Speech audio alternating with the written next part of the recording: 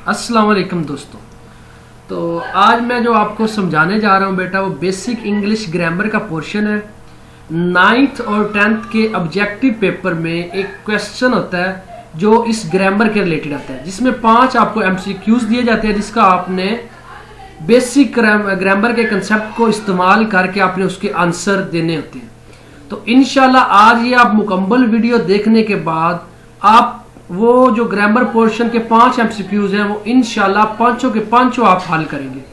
ये मेरा आपसे इंशाल्लाह वादा है। तो आपने सिर्फ क्या करना है, आपने इस वीडियो को एंड तक देखना है लाजमी। तो आए अपनी स्टार्ट करते हैं आज की स्लाइड। तो चलते हैं स्लाइड की तरफ। तो सबसे पहला जो MCQs आता है बेटा, वो आता है काइंड्स ऑफ सेंटेंस। आपको MCQs दिया जाता है, उसमें से आपने मुतलका काइंड को पहचानना होता है कि वो सेंटेंस की कौन सी काइंड है। तो 1 बाय 1 हम काइंड्स पढ़ते हैं, तो इंशाल्लाह उसके साथ हमें पता भी चल जाएगा कि वो कौन सी काइंड है। तो सबसे पहले है बिल्कुल सादा बात होती है। इसको एक एग्जांपल से देखते हैं। They work for the country. देखें तो ये बिल्कुल सादा फिक्र है। तो ये कौन सा है? असर्टिव सेंटेंस है। तो इसमें देखें तो इसकी 2 इकसाम है मजीद इसकी। एक तो पॉजिटिव है। पॉजिटिव में क्या होता है, उसमें सिंपल सीधी स्टेटमेंट होती है, बिल्कुल ना तो नॉट का यूज होता है, ना ही कोई क्वेश्चन होता है, ना ही इंटरोगेटिव होता है। और दूसरी इसमें कौन सी है, मतलब ये देख ले, एग्जांपल देख ले, शी वर्कड हार्ड, मतलब बिल्कुल सिंपल है। दूसरी इसमें है नेगेटिव। अच्छा, नेगेटिव सेंटेंस में क्या होगा? नॉट लाजमी होगा। क्या होगा? नॉट लाजमी होगा, यानी इसमें कोई नेगेटिव स्टेटमेंट होगी। एक तो नॉट होगा, दूसरी क्या होगी? कोई नेगेटिव स्टेटमेंट होगी। जैसा कि आई शैल नॉट वेस्ट टाइम। तो देखिए नॉट आ रहा, तो ये हमारा कौन सा नेगेटिव सेंटेंस है। अच्छा, उसके बाद देखें तो बेटा इंटरोगेटिव सेंटेंस। इंटरोगेटिव में वो आपसे कोई ना कोई सवाल लाजमी पूछेगा। इसकी एक बड़ी पहचान है कि इंटरोगेटिव साइन या सवालिया निशान इसके एंड पर होता है। देखिए वेयर डू यू लिव, तो यहां पे देखें तो वो क्वेश्चन पूछ रहा है इस सेंटेंस में, और इसकी एंड पे क्या है? क्वेश्चन मार्क भी है। क्या है? क्वेश्चन मार्क भी है। एक और करते हैं, वो है इंपेरेटिव सेंटेंस। कौन सा है? अच्छा, इंपेरेटिव सेंटेंस में या तो वो आपको हुक्म देगा, या वो आपसे दरखास्त करेगा, या आपसे नसीहत करेगा। फॉर एग्जाम्पल कैसे देखें, बी क्वाइट। अब वो कह रहा है, आपको हुक्म दे रहा है कि खामोश हो जाओ। तो ये क्या हमारा इंपेरेटिव सेंटेंस है, यानी जिस सेंटेंस में कोई हुक्म दे, दरखास्त करे या नसीहत करे, वो हमारा कौन सा है? इंपेरेटिव सेंटेंस है। नेक्स्ट चलते हैं बेटा। नेक्स्ट है हमारा एक्सक्लेमेटरी साइन। इसमें या तो वो अचानक जज्बात का इजहार करेगा, जैसे कि खुशी, गम, अफसोस, ताज्जुब, हैरत, इस तरह के जज्बात का वो अचानक इजहार करेगा। ठीक है, इसमें ना आपको ये एक एक्सक्लेमेटरी साइन शुरू में नजर आएगा, यानी एक ऐसा वर्ड होगा हुर्रा जैसे कि वर्ड है, और उसके बाद ये एक्सक्लेमेटरी साइन आपको नजर आएगा। Hurrah we have won the match, या वी हैव वन, हम जीत गए। तो इसमें वो क्या कर रहा है? खुशी का इजहार कर रहा है। तो यहां पे देखिए तो इसमें वो दुख का इजहार कर रहा है। तो ये वर्ड क्या है? दुख का इजहार कर रहा है। उसके आगे देखिए तो व्हाट अ मार्वेलस साइट। तो इसमें देखिए तो वो एक ताज्जुब यानी हैरत का इजहार कर रहा है। तो इसमें एक्सक्लेमेटरी साइन कहां पे है? लास्ट पे है। तो इससे आगे देखिए बेटा, तो इसमें है हाउ ब्यूटीफुल फ्लावर इज, ये कितना प्यारा फूल है। तो उसमें भी क्या कर रहा है? वो ताज्जुब का इजहार कर रहा है। इसके एक्सक्लेमेटरी साइन भी यहाँ पे। एक तो पहचान ये है कि शुरू में कोई वर्ड होगा, उसके बाद एक्सक्लेमेटरी साइन होगा, और एक लास्ट पे भी एक्सक्लेमेटरी साइन होगा। अच्छा, इसके बाद बेटा ऑप्टेटिव सेंटेंस है। इसमें या तो वो कोई गहरी ख्वाहिश करेगा, या दुआ करेगा, या बहुत बड़ा किसी चीज का इजहार करेगा, मतलब बहुत बड़ी ख्वाहिश का इजहार करेगा। तो इसकी पहचान क्या है? इसमें क्या होगा? शुरू में मे माइट होगा, ये याद रखेगा। इसके शुरू में क्या होगा? मे माइट होगा, और इसके एंड पे भी एक्सक्लेमेटरी साइन होगा, जैसे मे यू लिव लॉन्ग हो गया, या मे गॉड हेल्प्स, या मे गॉड हेल्प यू आ जाएगा। ठीक है, इसके साथ हेल्प्स नहीं लगता, मे गॉड हेल्प ही आएगा। ठीक है। अच्छा, उसके बाद हमारे पास सब्जेक्ट क्या होता है बेटा? आपने देखा होगा कि सेंटेंस के शुरू वाला पार्ट, यानी जो काम करने वाला होगा, वो हमारा क्या होगा? सब्जेक्ट होगा। जैसा कि आप देखें तो he has a good memory, तो इसमें ही जो है वो हमारा क्या है? सब्जेक्ट है। बाकी जो पार्ट है हैज के बाद वाला पार्ट है, वो बेटा देखें तो वो उसको हम कहते हैं प्रीडिकेट। अभी आपको वो भी समझाता हूं, तो पहले आप ही को समझ आ गई कि ही हमारा क्या है, यानी यहाँ पे काम करने वाला कौन है? वो ही है। अच्छा, the earth revolves round the sun. तो यहां पे देखें तो द अर्थ क्या है? हमारे पास सब्जेक्ट है, और रिवॉल्व्स राउंड द सन क्या है? प्रीडिकेट है। यानी सब्जेक्ट के अलावा जो पोर्शन है आपका सेंटेंस का, वो क्या आपके पास प्रीडिकेट है। Revolves round the sun is a predicate of the subject. तो यानी उस सब्जेक्ट का प्रेडिकेट कौन सा, रिवॉल्व्स अराउंड द सन, और द अर्थ क्या है हमारे पास सब्जेक्ट है। अब नेक्स्ट चलते हैं, the part which tell something about the subject is called predicate, यानी जो सब्जेक्ट के बारे में बताएगा वो हमारी क्या होगी, प्रेडिकेट होगी। नेक्स्ट चलते हैं बेटा।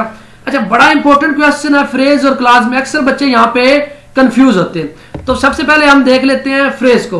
A group of words which makes a sense but not complete sense, मतलब इसमें वो मुकम्मल सेंटेंस नहीं होगा, इसके पास सब्जेक्ट नहीं होगा अपना। फ्रेज में सब्जेक्ट अपना नहीं होगा, लेकिन 2, 3, 4 वर्ड्स मिलके कोई एक सेंस क्रिएट करेंगे, उसको हम फ्रेज कहेंगे। जैसा कि the sun rises in the east, तो यहां पे देखें तो इन द ईस्ट 3 वर्ड्स मिलके एक फ्रेज बना रहे हैं, तो इसको हम क्या कहेंगे, ये फ्रेज है, इसमें सब्जेक्ट नहीं है। अच्छा देखिए, it was a sunset of great beauty, तो यहां पे great beauty, of great beauty क्या है, यहां पे फ्रेज है। ऑफ ग्रेट ब्यूटी क्या है यहां पे। अच्छा, a group of words which form the part of sentence, जो कि पूरे का पूरा पार्ट बनाए, जिसके पास अपना सब्जेक्ट भी हो और अपना प्रेडिकेट भी हो, यानी जिसके पास एक पूरे का पूरा सेंटेंस हो, वो हमारी क्या होगी, क्लॉज होगी। क्या होगी, पूरी की पूरी क्लॉज होगी। For example, he has a chain which is made of gold, तो यहां पे देखिए तो विच इज, ये पूरे का पूरा एक सेंटेंस है, यानी इसके पास सब्जेक्ट भी है और इसके पास अपना प्रेडिकेट भी है, अपना क्या है, प्रेडिकेट भी है। तो ये हमारा ये जो which is made of gold है, ये हमारा क्या होगा, ये हमारा क्या होगा, ये हमारी पूरी की पूरी क्ला होगी, ये हमारी फ्रेज नहीं होगी। दोबारा फिर सुन ले, फ्रेज हमारी होगी सिर्फ और सिर्फ वो वर्ड्स होंगे जिसमें सब्जेक्ट नहीं होगा, यानी एक मुकम्मल सेंटेंस नहीं होगा, और जो हमारा क्लास होगी वो पूरे का पूरा एक मुकम्मल सेंटेंस होगा। Which is made of gold, यहां पे क्या है, हमारी क्लास। अच्छा, अगर नाउन फ्रेज देखें तो बेटा, नाउन फ्रेज एक ग्रुप ऑफ वर्ड्स होता है that does work of a noun, यानी वो पूरे के पूरी जो आपकी फ्रेज है ना, वो मतलब जो 3 या 4 वर्ड है, वो पूरे का पूरा वो सिर्फ एक नाउन को रिप्रेजेंट करेंगे, यानी अल्टरनेट ऑफ नाउन वो 3 वर्ड्स होंगे। क्या होंगे, अल्टरनेट ऑफ नाउन वो 3 वर्ड्स होंगे, उसको हम क्या कहेंगे, नाउन फ्रेज होगी। जैसे कि देखें, to win a prize is my ambition, कि मेरा एम्बिशन है कि मैं प्राइज को जीतूं। तो ये देखें, टू विन अ प्राइज, तो यहां पे पूरे का पूरा टू विन अ प्राइज क्या है, एक पूरे का पूरा नाउन के तौर पे वर्क कर रहा है। क्या है, मतलब कि ये पूरे का पूरा एक नाउन है, ये पूरे का पूरा क्या है। तो इसमें देखें तो इज माई एम्बिशन भी है, लेकिन ये भी नहीं है। नाउन फ्रेज हमारी कौन सी है, जिसमें सब्जेक्ट तो नहीं है, लेकिन वो 3-4 वर्ड्स हैं जो कि क्या बना रहे हैं, has a alternate of noun use हो रहे हैं। अच्छा, आगे नाउन क्ला देखें तो नाउन क्ला भी ऐसे ही होगा, वो भी 3-4-5 वर्ड्स होंगे जो अल्टरनेट ऑफ नाउन होंगे, लेकिन वो उसके पास पूरा अपने का अपना सब्जेक्ट भी होगा और अपनी प्रेडिकेट भी होगी। क्या होगी, उसके पास अपना सब्जेक्ट भी होगा, उसके पास अपना प्रेडिकेट भी होगा। जैसा कि I expect that I shall get a prize, अब यहां पे देखो तो दैट के बाद वाला आई शैल गेट अ प्राइज पूरी की पूरी क्या है, नाउन फ्रेज, नाउन क्लास के तौर पे यूज हो रही है। नाउन क्योंकि इसके पास अपना सब्जेक्ट भी है। क्या है, इसके पास अपना सब्जेक्ट भी है और बाकी प्रेडिकेट भी है। तो यहां पे देखें तो ये पूरी की पूरी क्या है, नाउन। अच्छा, इसको क्या करेंगे, जो नाउन क्ला की एक बहुत बड़ी निशानी है, इसके दरमियान में हु होगा, हुज होगा, हुम होगा, विच होगा या फिर डैट होगा। I do not know what he will do, I do not know what he will do, तो यहां पे देखें तो वट ही विल डू हमारा क्या है, पूरे का पूरे नाउन क्ला है। क्या है, पूरी की पूरी नाउन क्ला। अच्छा, आगे एडजेक्टिव फ्रेज और एडजेक्टिव क्ला। पहले तो एडजेक्टिव का पता होना बेटा। बेटा एडजेक्टिव ये होता है कि जो नाउन के मीनिंग में ऐड कर दे, मतलब कि नाउन को मजीद बता दे, कि नाउन के बारे में मजीद इंफॉर्मेशन दे, वो क्या है, एडजेक्टिव है। और पंजाबी में कहते हैं कि जो नाउन को मजीद, नाउन की मजीद तारीफ कर दे, मतलब कि हमारे ना अक्सर बाजार में एक आम सी कहावत चलती है, वो अक्सर बाजार में कहते हैं कि ये पॉलिश लगा रहा है, मतलब उसकी तारीफ कर रहा है, उसको बढ़ा चढ़ा के बता रहा है। तो सेम इसी तरह जो नाउन को बढ़ा चढ़ा कर बताएगा या उसको ज्यादा वसी करके या उसकी ज्यादा मीनिंग बताएगा, तो वो क्या होगा, हमारी एडजेक्टिव होगी। और ग्रुप ऑफ वर्ड्स जो अल्टरनेट ऑफ एडजेक्टिव होगा वो फ्रेज होगी, और वो ग्रुप ऑफ वर्ड्स जो अल्टरनेट ऑफ एडजेक्टिव भी होगा लेकिन उसके पास अपना सब्जेक्ट भी होगा, प्रिडिकेट भी होगा, वो क्या होगी हमारे पास एडजेक्टिव क्ला होगी। ठीक है, क्लियर हो गया बेटा। इसको एडजेक्टिव फ्रेज और क्ला को कभी भी आपने एक सेंस में नहीं लेना। फ्रेज में क्या होगा, अपना सब्जेक्ट नहीं होता, लेकिन क्लास में क्या होता है, अपना सब्जेक्ट होता है।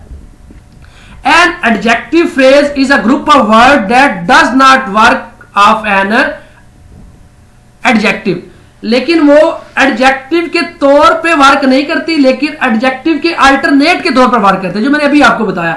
यानी वहां पे एडजेक्टिव नहीं होगा, वो ग्रुप ऑफ वर्ड्स होंगे जो मतलब कि उस नाउन को मजीद एक्सप्लेन करेंगे, उस नाउन की मजीद वजाहत करेंगे, जैसा कि अभी देखते हैं।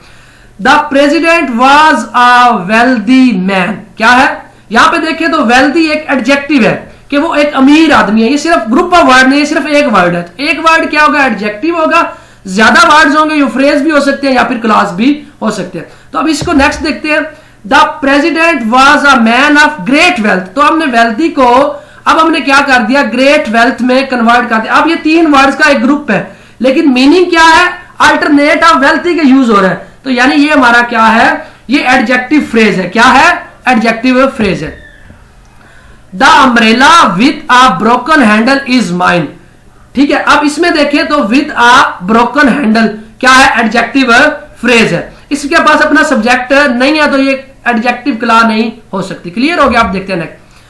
The umbrella which has a broken hand is mine, तो अब यहां पे देखें तो विच हमारा सब्जेक्ट आ गया, तो अब ये हमारी फ्रेज नहीं रही, अब ये हमारी क्या बन गई, एडजेक्टिव क्लास बन गई। क्या बन गई, एडजेक्टिव क्ला बन गई। चलो आप एक ऐसा एमसीक्यूज देखते हैं जो बोर्ड के पेपर में 2-3 दफा रिपीट हो चुका है। That was the reason why he came late. The underline क्ला, अब यहाँ पे फ्रेज नहीं पूछ रहा, अंडरलाइन क्ला पूछ रहा है। तो पहले तो देखे तो ये क्ला है, जी हाँ क्ला है, क्योंकि वाई आ गया। तो अब देखे तो ये क्ला, अब हमने देखना वो ऑप्शन क्या देता है। तो ऑप्शन यहाँ पे देखे तो एडजेक्टिव क्ला भी है, नाउन क्ला भी है, नन ऑफ दीज भी है, और एडवर्ब क्ला भी है। तो यहाँ पे देखे तो बेटा अल्टरनेट ऑफ नाउन तो यूज हो ही नहीं रहा, यहाँ पे नाउन का तो जिक्र ही नहीं है। तो बेसिकली अगर अल्टरनेट ऑफ नाउन होता तो फिर तो हम बात करते हैं। वो मतलब लेट आ रहा है, मतलब देर से, वो क्या आ रहा है, देर से आ रहा है। तो मतलब कि वो बेसिकली तो नाउन को बता रहा है, वो जो नाउन है आपका वो देर से आ रहा है, वो क्यों देर से आ रहा है। तो अब हमारे पास ये क्या, हमारे पास सेंस क्रिएट होगी कि ये हमारे नाउन के बारे में वजाहत कर रही है। तो ये क्ला कौन सी होगी हमारे पास, ये क्ला हमारे पास एडजेक्टिव क्ला होगी। कौन सी होगी बेटा, एडजेक्टिव क्ला होगी। अब नेक्स्ट चलते हैं बेटा। नेक्स्ट बेटा प्रोनाउन में से भी एक क्वेश्चन लाजमी आएगा, यानी आपको 3-4 प्रोनाउन पढ़ाऊंगा मैं आपको इंशाल्लाह, 3-4 प्रोनाउन पढ़ाऊंगा नहीं, 3-4 एग्जांपल्स प्रोनाउन की पढ़ाऊंगा। उनमें से आपको वो आपकी एमसीक्यूज वो भी हल हो जाएगी। सबसे पहले हम पर्सनल प्रोनाउन को पढ़ते। पहले प्रोनाउन होता क्या है बेटा, जो नाउन की जगह पे यूज होता है, जैसे कि ही, शी, इट, दे, हुई, यू, आई वगैरह, ये सारे के सारे क्या है हमारे पास प्रोनाउन है। फॉर एग्जाम्पल कायदे आजम इज आवर नेशनल हीरो। तो यहाँ पे कायदे आजम, अगर नेक्स्ट इसी लाइन को हम आगे करते हैं तो he was born in Karachi. तो यहाँ पे ही देखो, अब कायदे आजम को हमने यूज नहीं किया, कायदे आजम की जगह हम क्या लेके आए हैं, ही लेके आए हैं। तो ही हमारा बेसिकली क्या है, प्रोनाउन है। तो टेबल ऑफ प्रोनाउन देखते हैं तो 3 पर्सनल प्रोनाउन हमारे पास 3 किस्म के होते हैं, फर्स्ट, सेकंड और थर्ड। आई और वी हमारे पास फर्स्ट है, यू हमारे पास सेकंड है, ही, शी, इट और दे हमारे पास क्या है, थर्ड पर्सन है। अच्छा, अब इनके केस भी होते हैं, ऑब्जेक्टिव केस भी होता है, सब्जेक्टिव केस भी होता है, पोसेसिव केस भी होता है। बेटा जब आपने देखना है, अगर तो वो सब्जेक्टिव पे प्रोनाउन यूज हो रहा है तो उसको हमने नॉमिनेटिव या सब्जेक्टिव केस यूज करना है। अगर वो ऑब्जेक्ट की जगह पे यूज हो रहा है तो उसको हमने ऑब्जेक्टिव केस यूज करना है। और अगर वो पोसेसिव केस में यानी मालकियत को जाहिर करने वाले केस में शुरू हो रहा है तो या दरमियान में, तो उसको हम उसको सेकंड फॉर्म यानी पोसेसिव केस उसका यूज करेंगे। तो आपको मैंने ये बता दिया है कि वो जमा हो तो दे लगेगा, इट बेजान हो वो तो हम इट लगाएंगे, अगर मोनस होगी तो हम शी लगाएंगे, अगर मुजक्कर होगा तो ही लगाएंगे, यू यानी तुम के लिए होगा, वही हम के लिए होगा, और आई मैं के लिए होगा। यानी मेरा तुम्हारा, यू और तुम्हारा हो जाएगा, हिज इसका, हर इसका, इट इसका, देयर इन उनका या इनका आएगा। तो इस तरह ये बेसिकली ये बहुत प्राइमरी लेवल की चीजें हैं। तो मैं उम्मीद करता हूँ आपको क्लियर होगी। हम इसको नेक्स्ट चलते हैं क्योंकि हमारा बहुत बड़ा लेक्चर है, हमने इसको जल्दी जल्दी वाइंड अप करना है। अच्छा, सबसे पहले एक तो हमने पर्सनल प्रोनाउन पढ़े। पर्सनल नाउन क्या थे, I, we, they, you, it, he, she या दे वगैरह। तो एक रिफ्लेक्सिव प्रोनाउन होता है बेटा। रिफ्लेक्सिव प्रोनाउन वो नाउन है जिसका एक्शन आपके सब्जेक्ट की तरफ वापस आ रहा, यानी टर्न बैक टू सब्जेक्ट, यानी जो उसमें एक्शन होगा, यानी जो उसमें वर्ब होगी, वो वर्ब किसकी तरफ होगी? सब्जेक्ट की तरफ होगी। फॉर एग्जाम्पल देखते हैं, ही इंजर्ड हिमसेल्फ, तो उसने खुद को जख्मी किया, उसने खुद को जख्मी किया। तो वो जो एक्शन है जख्मी करना, तो वो खुद को आ रहा है, यानी सब्जेक्ट की तरफ आ रहा है, ही की तरफ आ रहा है ना, तो हिमसेल्फ यहां पे क्या है? रिफ्लेक्सिव प्रोनाउन है। अच्छा, इसको हम बनाते कैसे हैं? तो इसके आगे सेल्फ लगा देते हैं या सेल्फ लगा देते हैं। तो सेल्फ कहां पे लगेगा और सेल्फ कहां पे लगेगा ये आपको बता देता हूं। अगर माई के साथ सेल्फ लगा देंगे तो माई सेल्फ बनेगा, आवर सेल्फ होता है, यूवर सेल्फ होता है, हर सेल्फ होता है, हिम सेल्फ होता है, देम सेल्फ होता है और इट सेल्फ होता है। क्लियर हो गया? तो ये आपने इसको रिफ्लेक्सिव प्रोनाउन कैसे बनाना है ये भी बता दिया, और आपको यह भी बता दिया कि myself, ourself, yourself, herself, himself, themself और इट सेल्फ, ये सारे के सारे क्या है? हमारे पास रिफ्लेक्सिव प्रोनाउन है। ये आपने याद रख लेना, ठीक है। यानी इसकी मैं आसान लफ्जों में बताऊं तो जिसके आगे सेल्फ लगाओ या सेल्व्स लगाओ, क्या लगाओ? सेल्व्स या सेल्फ लगाओ, वो हमारा रिफ्लेक्सिव प्रोनाउन होगा। क्या होगा? हमारा रिफ्लेक्सिव प्रोनाउन होगा। डिमॉन्स्ट्रेटिव प्रोनाउन कौन सा होता है बेटा? वो किसी चीज को हम पॉइंट आउट करने के लिए इस्तेमाल करते हैं, यानी किसी को तरफ हमने इशारा करना तो हम कौन सा नाउन यूज करेंगे? प्रोनाउन यूज करेंगे, वो डिमॉन्स्ट्रेटिव प्रोनाउन होगा। कौन सा होगा? Demonstrative pronoun. फॉर एग्जांपल एक देखते हैं, दिस बुक इज माइन, तो हमने इशारतन बताया कि ये बुक मेरी है, तो यहां पे दिस क्या है? डिमॉन्स्ट्रेटिव प्रोनाउन है। तो इंडेफिनेट प्रोनाउन क्या होगा?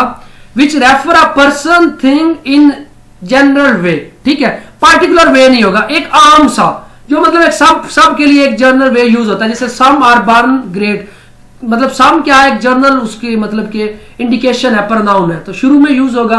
और सम क्या बता रहा है कि वो एक इंडेफिनेट प्रोनाउन है। ये आपको खुद से पता होना चाहिए। तो इसका ऑप्शन क्या होगा? ये भी एक एमसीक्यूज है जो पास पेपर में 2-3 दफा रिपीट हो चुके हैं। इसको भी मैंने इस स्लाइड में शामिल किया ताकि आप अच्छे से इसको क्लियर कर ले। तो इसका आंसर क्या होगा? Indefinite pronoun. सम हो गया, इसके अलावा कुछ और भी वर्ड्स हैं जो कि शुरू में यूज होते हैं एज जो मतलब कि आपने देखना है कि जो प्रोनाउन एज ए जर्नल मतलब सब के लिए यूज हो रहा है, तो उसको हम क्या करेंगे? सम यूज करेंगे। पार्टिकुलर वो होगा, जो पार्टिकुलर होगा वो इंडेफिनेट प्रोनाउन नहीं होगा। इंटरोगेटिव प्रोनाउन क्या होते हैं? जिसको हम क्वेश्चन मार्क आता है सामने, जैसे कि हमारे पास व्हेन है, वेयर है, विच है, हु है, हाउ है, whom है, why है, ये सारे के सारे क्या है? इंटरोगेटिव। अगर ये शुरू में होंगे ये वाले वर्ड्स तो हम इनको क्या कहेंगे? ये इंटरोगेटिव प्रोनाउन है।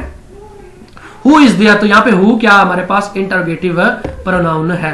व्हाट इज द मैटर, तो व्हाट क्या है? इस पे हमारे पास इंटरोगेटिव प्रोनाउन है। आगे हमारे पास आ गया डिस्ट्रीब्यूटिव प्रोनाउन। तो डिस्ट्रीब्यूट क्या कर देगा? नाम से जाहिर होगा, ये चीजों को तकसीम कर देगा। क्या कर देगा? जो मतलब 2 या 2 से ज्यादा सब्जेक्ट्स को तकसीम कर दे तो वो हमारा क्या होगा? डिस्ट्रीब्यूटिव प्रोनाउन होगा। For example each, either, neither, one, तो ये ऐसे प्रोनाउंस हैं जो डिस्ट्रीब्यूट कर देंगे। फॉर एग्जाम्पल देखते हैं, हम देखते हैं each of the man received a reward, तो इसने क्या कर दिया? आदमियों में से ईच यानी एक को वो रिवार्ड मिला, तो इसने क्या कर दिया? उसको डिस्ट्रीब्यूट कर दिया। तो ईच हमारा यहाँ पे क्या है? डिस्ट्रीब्यूटिव प्रोनाउन है। मैंने साथ लिख दिया है, ये आप सिर्फ वर्ड्स याद कर ले तो आप मैट्रिक तक तो ये इंशाल्लाह ये भी क्लियर कर सकते हैं। इसके अलावा कॉम्पिटिटिव एग्जाम में थोड़ा सा इससे एक्स्ट्रा ऑर्डिनरी या थोड़ा सा मुश्किल आता है, तो जिसको हमने थोड़ा सा सेंस इस्तेमाल करना है, लेकिन मोस्टली इस तरह के इसको याद करने से भी आपका एमसीक्यूज मुतल्लिका हल हो जाएगा। अच्छा, बड़ा इंपॉर्टेंट है बेटा रिलेटिव प्रोनाउन, बहुत दफा आ चुका है, कई दफा आ चुका है, और इसमें बच्चे सबसे ज्यादा कंफ्यूज इस रिलेटिव प्रोनाउन के पोर्शन में होते हैं, तो इसको अपने गौर से समझ लेना है। A relative pronoun is a pronoun that introduce a relative clause। अब समझ आई? पूरी की पूरी क्ला जिसमें सब्जेक्ट भी होगा, प्रीडिकेट भी होगा, जो वो एक पूरी की पूरी क्ला को इंट्रोड्यूस करवाए, यानी एक पूरी की पूरी क्ला के बारे में बताए, वो एक वर्ड, वो हमारा क्या होगा? प्रोनाउन होगा। फॉर एग्जाम्पल देखते हैं, the person who phone me last night is my teacher. अब यहां पे देखें तो ये हु के बाद ये पूरी की पूरी एक क्ला, इसके पास सब्जेक्ट भी है, इसके पास सब्जेक्ट भी है, तो ये पूरी की पूरी एक प्रीडिकेट भी है, सब्जेक्ट भी है, ये पूरी की पूरी एक क्ला है, और इसको इंट्रोड्यूस कौन करवा रहा है? हु करवा रहा है। तो अब हु हमारे पास क्या है? रिलेटिव प्रोनाउन है, और ये जो हमारे पास क्ला है इसको हम रिलेटिव क्ला कहेंगे। क्या कहेंगे? रिलेटिव क्ला कहेंगे। और अब इस एग्जांपल में देखें तो हु हमारा क्या है? A person which is modifies introduce the relative क्ला, जो पूरी की पूरी क्ला के बारे में बता रहे हैं कि वो कौन था, क्या है, किसके बारे में है, क्या वो चाहता है, क्या करना चाहता है, तो वो सारे का सारा कौन इंट्रोड्यूस करवा रहा है? हु करवा रहा है। तो ऐसा वर्ड पहले तो रिलेटिव प्रोनाउन होगा और उसके बाद वाली जो रिलेटिव प्रोनाउन के बाद वाली क्ला होगी वो हमारी क्या होगी? रिलेटिव क्ला होगी। अच्छा, उसके बाद हम वर्ब को देखते हैं। तो बेटा वर्ब की जो मेनली 3-4 फॉर्म्स में पूछता है वही मैंने इसमें शामिल किया है। ट्रांजिटिव वर्ब, तो ट्रांजिटिव वर्ब बेटा देखिए तो वो वर्ब होगी जिसके पास अपना सब्जेक्ट भी होगा और अपना ऑब्जेक्ट भी होगा। यानी इसमें जो एक्शन है वो सब्जेक्ट से ऑब्जेक्ट की तरफ जाएगा, सब्जेक्ट से ऑब्जेक्ट की तरफ जाएगा। आप देखिए इसको, the horse kicked the man. अब द हार्स सब्जेक्ट है, किक उसने ठोकर मारी, द मैन इंसान को, द मैन क्या है? यहाँ पे ऑब्जेक्ट है। तो ये देखें तो पूरे का पूरा ट्रांसफर हो रहा है। तो यहाँ पे किक्ड क्या है? हमारे पास ट्रांजिटिव वर्ब है। अब यहाँ पे एक और देखें इंट्रांजिटिव वर्ब, इसमें देखें तो इसमें ऑब्जेक्ट मोस्टली होता ही नहीं है, तो यानी ये एक्शन ऑब्जेक्ट की तरफ नहीं जाएगा। फॉर एग्जाम्पल द बेबी स्लीप्स, बच्चा सो रहा है, तो स्लीप्स के बाद ऑब्जेक्ट नहीं है, यानी स्लीप्स क्या आ गया हमारे पास? इंट्रांजिटिव वर्ब है। क्या है? इंट्रांजिटिव वर्ब है। यानी इसके बाद ऑब्जेक्ट लगा दे या ना लगा दे, इस सेंटेंस को कोई फर्क नहीं पड़ता, तो उसमें ऑब्जेक्ट लगाना जरूरी है। नेक्स्ट चलते हैं बेटा। अच्छा, एक्सिलरीज वर्ब्स वो होते हैं जिसको हम आम जबान में हेल्पिंग वर्ब कहते हैं। ही हेल्पिंग वर्ब कहते हैं। Is, are, am, was, were, has, have, had, do, does, did वगैरह, ये सारे के सारे क्या हैं? एक्सिलरीज वर्ब्स हैं। अच्छा, नेक्स्ट चलते हैं। इन्फिनिटिव होता है बेटा, इसके साथ ना होता ये भी वर्ब है लेकिन इसके पहले टू लगा होता है। इसकी एक बहुत बड़ी पहचान क्या है? इससे पहले क्या लगा होगा? He refuse to obey the orders, तो टू ओबे फर्स्ट फॉर्म है और इससे पहले टू लगा हुआ है, यानी तो ये टू हमें बता रहा है कि ये क्या है? इन्फिनिटिव है। इसके बाद नेक्स्ट देखें तो जरेंड। अच्छा, जरेंड क्या है? ये एक तो ये वर्ब होगी, ये यूज क्या होगी? अल्टरनेट ऑफ नाउन यूज होगी। क्या होगी? नाउन के तौर पे यूज होगी। और दूसरा इसके साथ इसकी पहचान क्या है? इसके साथ बेटा आईएनजी लगा होगा। क्या लगा होगा? आईएनजी लगा होगा। Boating in the river is a great fun, तो यहां पे देखिए तो ये हैज ए नाउन के तौर पे, यानी यहां पे नाउन आना था, अब उसकी जगह क्या आ गया? बोटिंग आ गया। तो इसके साथ आईएनजी भी लगा, तो अब वो इससे पूछेगा कि ये क्या है? तो बोटिंग हमारे पास क्या है? बोटिंग हमारे पास क्या है? जरेंड है। क्या है? जरेंड है। He is found of cooking great, the underline word is an. अच्छा, यहां पे बेटा ये कुकिंग के आगे फुल स्टॉप गलती से आ गया, इसको निग्लेक्ट कर दीजिएगा। तो अब देखिए the found of cooking great. अब यहां पे देखें तो वो ये आपके बोर्ड का क्वेश्चन है, तो यहां पे वो एग्जाम्पल क्या ऑप्शन क्या देता है? Gerund, infinitive, present participle, past participle. तो यहां पे देखें तो प्रेजेंट में भी नहीं है, पास्ट भी नहीं है, यानी माजी की बात भी नहीं है, प्रेजेंट मतलब प्रेजेंट में अगर कोई काम जारी है तो वो भी नहीं है, पास्ट में अगर कोई काम मुकम्मल हो चुका है तो वो भी वर्ब नहीं है। तो इसमें देखें तो इसके साथ आईएनजी है, तो ये हमारी क्या है? इन्फिनिटिव भी नहीं है तो इन्फिनिटिव भी नहीं होगा, तो ये हमारी क्या है? जरेंड होगी। ये हमारी क्या होगी? जरेंड होगी। नेक्स्ट चलते हैं बेटा एडवर्ब। तो एडवर्ब क्या करेगी? एडजेक्टिव नाउन में नाउन के मीनिंग को ऐड करेगी और एडवर्ब वर्ब के मीनिंग को ऐड करेगी। याद रखिएगा, यानी जो वर्ब की मजीद वजाहत करेगा वो एडवर्ब होगा और जो नाउन की मजीद वजाहत करेगा वो एडजेक्टिव होगा। एडवर्ब ऑफ मैनर क्या होता है? Slowly, clearly, quite, so fast, ये एडवर्ब ऑफ मैनर है। तो एक इनकी एग्जांपल में से भी लाजमी वो एमसीक्यूज पूछता है। तो आगे देखें तो एडवर्ब ऑफ प्लेस क्या होगा? कोई भी जगह होगी, एनीवेयर, वेयर, कंसर्ट, कोई भी जगह, कराची, मुल्तान, वो क्या होगी हमारी? मतलब कि वो क्या होगी? एडवर्ब होगी। कराची तो मुल्तान एज ए नाउन आ जाता है, उसको हम नहीं लेते, मतलब जो भी कोई जगह के बारे में बताएगा तो वो वर्ब हमारा क्या होगा? एडवर्ब होगा। अच्छा, टाइम भी होता है, व्हेन, संडे, देन, ये सारे क्या एडवर्ब ऑफ टाइम है। तो कंजक्शन क्या होता है बेटा? ये दो सेंटेंस को ज्वाइन करता है। क्या करता है? दो सेंटेंस को ज्वाइन करता है। But, and, nor, neither, either, both, whether, then, so, as, well, as, ये सारी की सारी क्या है? कंजक्शंस हैं। अच्छा, इंटरजेक्शंस क्या होती है बेटा? ये सडन एक्सप्रेस को जाहिर करती है और इसके बाद एक्सक्लेमेटरी साइन आता है, जैसे hurrah, alas, hush, hello, for, shame, well done, good behave, me, ये सारा कुछ, ये सारी क्या है, इंटरजेक्शंस है। अब नेक्स्ट चलते हैं बेटा, ये आपके पास एक 9th क्लास का सरगोदा बोर्ड का पेपर है। पूरे पंजाब बोर्ड में ऐसा ही पेपर आएगा, तकरीबन तमाम पंजाब के बोर्ड एक सेंस में ही पेपर सेट करते हैं। मेरे पास इजीली अवेलेबल था सरगोदा बोर्ड का, तो मैंने उसी को शामिल किया है। I called him but he gave no answer. This sentence is। अब यहां पे आप देखें तो दो सेंटेंस आ गए, यानी एक ये सेंटेंस है और एक ये सेंटेंस है, बट के बाद वाला। जब दो सेंटेंस आ जाएंगे तो ना तो वो सिंपल होगा ना वो कॉम्प्लेक्स होगा, एक्सक्लेमेटरी साइन यहाँ पे है नहीं है, तो ये क्या, इसकी ऑप्शन क्या होगी हमारे पास, कंपाउंड होगा। क्या होगा, दो सेंटेंस वाला हमेशा कंपाउंड होगा। That was the reason why he came late। ये हम ऑलरेडी पहले भी कर चुके हैं, ये एडजेक्टिव क्ला है, इस पे हम मजीद टाइम वेस्ट नहीं करेंगे। He is fond of cooking, तो यहाँ पे देखें कुकिंग के साथ ing लगा हुआ है, कुक वर्ब है तो वर्ब के साथ ing लगा हो तो वो जेरेंड होता है। उसके बाद देखें some are born great, ये भी हम अभी करके आए हैं। some क्या है हमारे पास, रिलेटिव प्रोनाउन भी नहीं है, रिफ्लेक्सिव प्रोनाउन भी नहीं है, पर्सनल प्रोनाउन भी नहीं है, तो इनडेफिनेट प्रोनाउन है some।